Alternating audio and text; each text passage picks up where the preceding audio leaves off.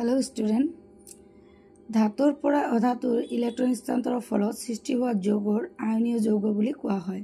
তেনেহলে ধাতুৰ পৰা যদি অধাতুৰ লৈকে যদি ইলেক্ট্ৰনবোৰ স্থানান্তৰ হয় তেনেহলে ফলত যিটো যৌগৰ সৃষ্টি হ'ব এইটোক আয়নীয় যৌগ বুলি কোৱা হয় বা ইলেক্ট্ৰযোজী যৌগ বুলি কোৱা হয়। তেনেহলে মেগনেছিয়াম ক্লোৰাইডটো কেটায়ন আৰু এনায়ন দুটা নাম লেখা। মেগনেছিয়াম ক্লোৰাইডৰ মেগনেছিয়াম হ'ব কেটায়ন আৰু ক্লোৰাইড হ'ব এনায়ন।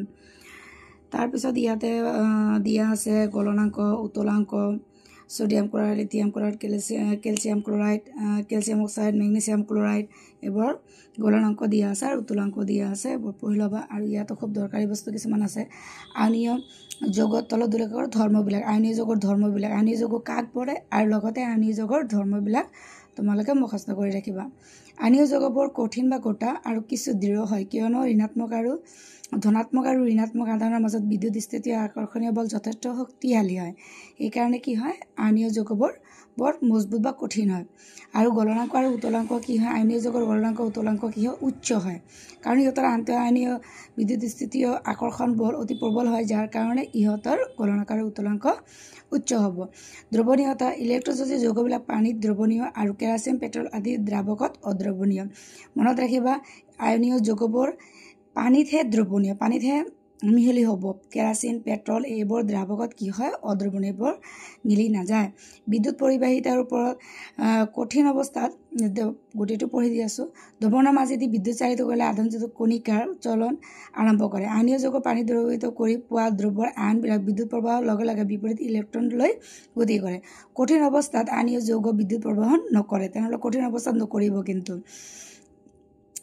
কিয়নো ইহঁতৰ দৃঢ় গঠনৰ বাবে আয়নৰ লৰচৰ সম্ভৱ নহয়। কিন্তু বিগলিত অৱস্থাত আয়নীয় যৌগৰ মাজেৰে বিদ্যুৎ চালিত হয়। তাৰপিছত ইয়াতে প্ৰশ্নবিলাক দিছে প্ৰশ্নাৱলী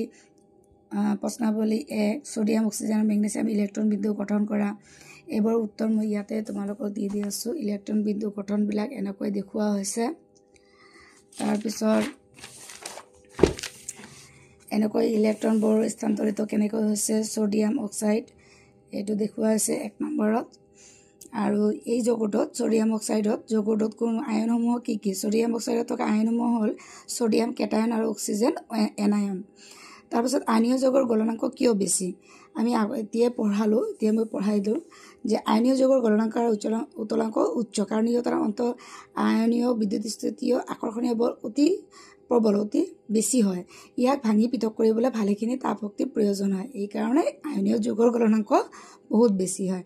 তো ভিডিঅ'টো ভাল লাগিলে লাইক কমেণ্ট আৰু শ্বেয়াৰ কৰিবা চেনেলটো ছাবস্ক্ৰাইব কৰি ৰাখিবা।